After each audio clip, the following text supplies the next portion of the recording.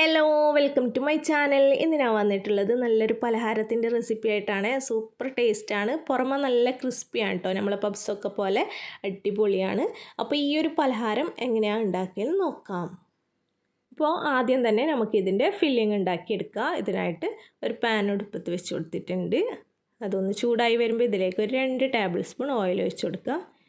ഇനി ഇതിലേക്ക് ചെറിയ ടൈപ്പ് 2 ഉള്ളിയാണ് ഞാനിവിടെ എടുത്തിട്ടുള്ളത്. അത് നമ്മൾ ബുർജിക്കൊക്കെ കട്ടാക്കുന്നില്ലേ, അതുപോലെ പൊടിയായി ഒന്ന് കട്ടാക്കിയിട്ട് ഇട്ട് കൊടുക്കുക. ഇനി ഇതിലേക്ക് കുറച്ച് ഉപ്പും കൂടി ഇട്ടിട്ട് നന്നായിട്ടൊന്ന് വഴറ്റിയെടുക്കുക. നല്ല വലിപ്പമുള്ള ഉള്ളിയാണെങ്കിൽ ഒന്നൊക്കെ മതിയാവും കേട്ടോ. ഇനിയിത് അടച്ചു വെച്ചൊന്ന് വേവിച്ചെടുക്കാം. ഇപ്പോൾ ഇവിടെ ഉള്ളി നന്നായിട്ടൊന്ന് വെന്ത് വന്നിട്ടുണ്ട്. ഇനി നമുക്കിതിലേക്ക് പച്ചമുളകും വെളുത്തുള്ളിയും ഒക്കെ ചേർത്ത് കൊടുക്കാം. ഇപ്പോൾ ഇവിടെ 1 ടീസ്പൂൺ നിറച്ചും പച്ചമുളക് ചതച്ചത് ഇട്ട് കൊടുത്തിട്ടുണ്ട്. ഞാൻ അധികം സ്നാക്സിന് ഇങ്ങനെ ചതച്ചിട്ട് തന്നെയാണ് ചേർക്കൽ. പച്ചമുളക് കട്ടാക്കിയിട്ട് ചേർക്കുന്നതിനേക്കാളും കുറച്ചുകൂടി ടേസ്റ്റായിട്ട് എനിക്ക് ഇങ്ങനെയാണ് തോന്നുക. എല്ലാവർക്കും എങ്ങനെയാണെന്ന് അറിയില്ല, എനിക്ക് കുറച്ച് ടേസ്റ്റ് അധികം തോന്നുന്നത് ഇങ്ങനെ ചെയ്യുമ്പോഴാണ്. അതുപോലെ തന്നെ ഒരു 1/4 ടീസ്പൂണിൻ്റെ അടുത്ത് ഇഞ്ചി വെളുത്തുള്ളി ചതച്ചതും കൂടി ഇട്ടിട്ട് നന്നായിട്ടൊന്ന് അതിൻ്റെ ആ ഒരു പച്ചമണമൊക്കെ പോകും വരെ ഒന്ന് വഴറ്റിയെടുക്കാം. അതിനുശേഷം നമുക്കിതിലേക്ക് പൊടികൾ ചേർത്ത് കൊടുക്കുക. ഒരു 1/4 ടീസ്പൂൺ മഞ്ഞൾപ്പൊടി, പിന്നെ 1 ടീസ്പൂൺ കുരുമുളക് പൊടി, പിന്നെ നിങ്ങൾ എടുക്കുന്ന പച്ചമുളകിൻ്റെ എരിവനുസരിച്ച് പൊടികൾ ചേർത്ത് കൊടുക്കുക കേട്ടോ.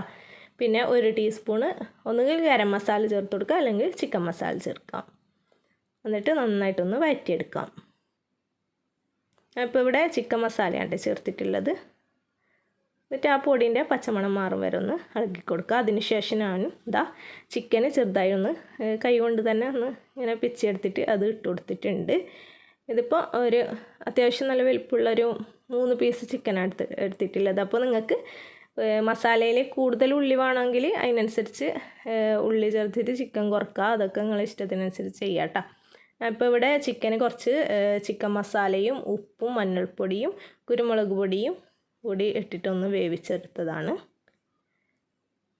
എന്നിട്ട് നന്നായിട്ടൊന്ന് മിക്സ് ചെയ്തെടുക്കാം.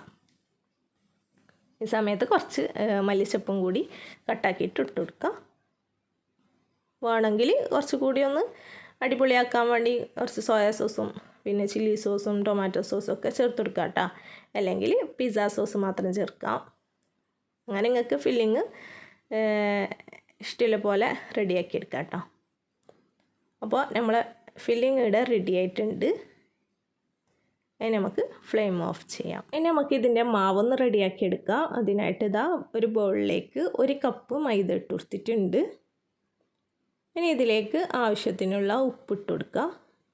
പിന്നെ ഞാൻ കുറച്ചൊരു ഫ്ലേവർ ഇട്ടാൻ വേണ്ടി ഒറിഗാനോ ചേർത്ത് കൊടുക്കുന്നുണ്ട് കേട്ടോ. പിന്നെ പിസ്സ സീസണിങ് എന്ന് പറഞ്ഞിട്ട് ഒരു സംഭവം ഇപ്പോൾ കടയിൽ വാങ്ങാൻ കിട്ടുന്നുണ്ട്.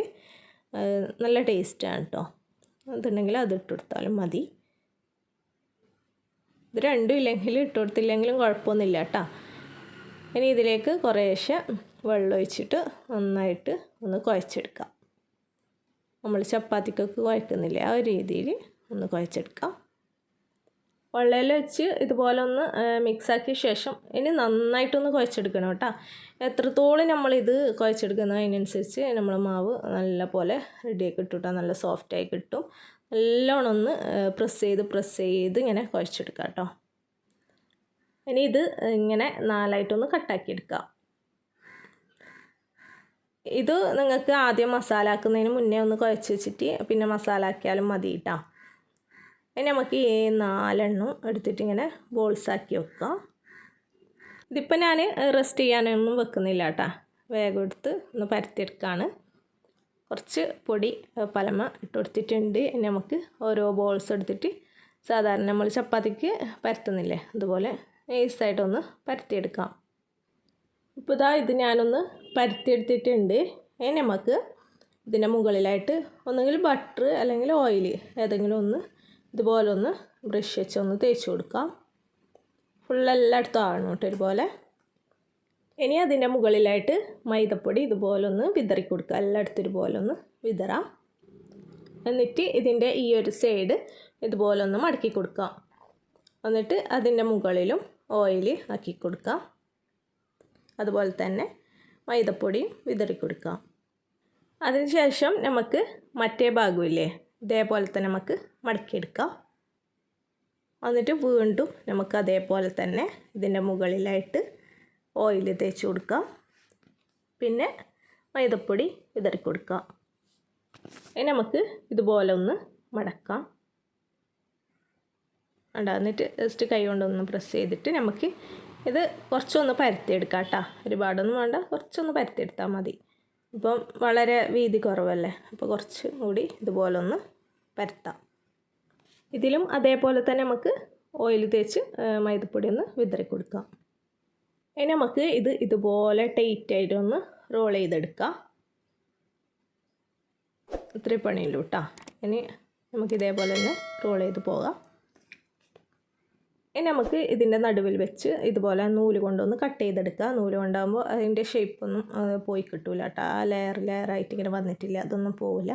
കത്തി കൊണ്ട് വളരെ സൂക്ഷിച്ച് കട്ട് ചെയ്യുക കേട്ടോ. ഇപ്പം കണ്ട ഇതിൻ്റെ ഉൾഭാഗം ഇങ്ങനെയാണ് ഉണ്ടാകുക.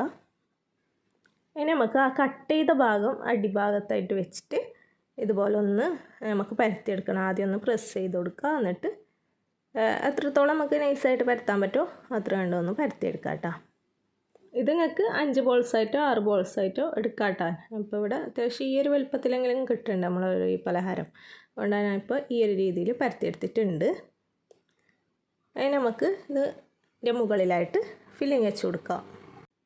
ഒരു 2-3 സ്പൂണ് ഫില്ലിങ് ഇതിൻ്റെ മുകളിലായിട്ട് നമുക്ക് വെച്ച് കൊടുക്കാം.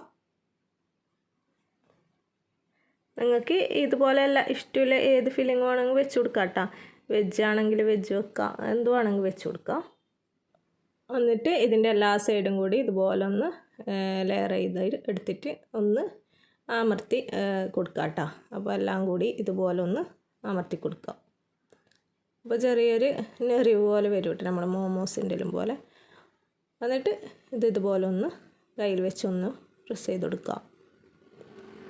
അപ്പോൾ അതാ ഒരെണ്ണത്തിൽ ഇതുപോലെ ഫില്ലിങ് വെച്ച് കൊടുത്തിട്ടുണ്ട്. നമുക്കിത് മാറ്റി വെക്കാം.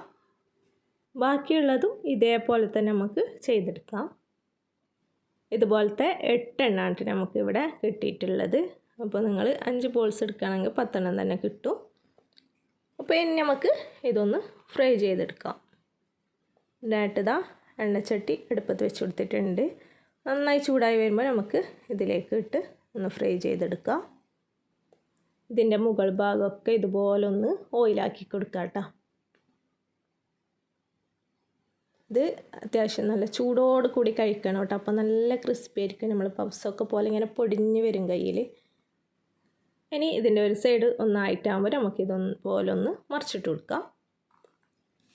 അങ്ങനെ 2 സൈഡ് നമുക്ക് അങ്ങോട്ടും ഇങ്ങോട്ടും തിരിച്ചും മറിച്ചിട്ട് കൊടുത്തിട്ട് നല്ലപോലെ ഒന്ന് വേവിച്ചെടുക്കാം. അങ്ങനെ 2 സൈഡായിട്ടാകുമ്പോൾ ഞാനിത് എണ്ണയിൽ നിന്ന് മാറ്റുന്നുണ്ട്. അപ്പോൾ നമ്മളെ ഈ ഒരു പലഹാരം ഇവിടെ റെഡി ആയിട്ടുണ്ട്. ബാക്കിയുള്ളതും അതേപോലെ തന്നെ ചെയ്തെടുക്കാം കേട്ടോ. അപ്പോൾ ഇത് കണ്ട നമ്മളെ പലഹാരം ഇങ്ങനെയാണ് ഉണ്ടാകുക. നല്ല ക്രിസ്പിയാണ് കേട്ടോ. അപ്പോൾ എല്ലാവരും ഇതുപോലെ ഒന്ന് ട്രൈ ചെയ്ത് നോക്കണേ. ഇതിൽ മുട്ടയുടെ ഫില്ലിംഗ് ഒക്കെ ആണെങ്കിലും സൂപ്പർ ടേസ്റ്റ് ആയിരിക്കും കേട്ടോ. അപ്പോൾ ഈ ഒരു റെസിപ്പി നിങ്ങൾക്ക് ഇഷ്ടമായെന്ന് വിചാരിക്കുന്നു. ഇഷ്ടമായെങ്കിൽ നിങ്ങളെ ഫ്രണ്ട്സിന് ഫാമിലിക്കൊക്കെ ഒന്ന് ഷെയർ ചെയ്ത് കൊടുക്കുക. അതുപോലെ തന്നെ ലൈക്ക് ചെയ്യാനും കമൻറ്റ് അറിയിക്കാനും മറക്കല്ല. അപ്പോൾ ഇൻഷാ അല്ലാഹ് പുതിയ വീഡിയോ ആയിട്ട് വീണ്ടും വരാം. അസ്സലാമു അലൈക്കും.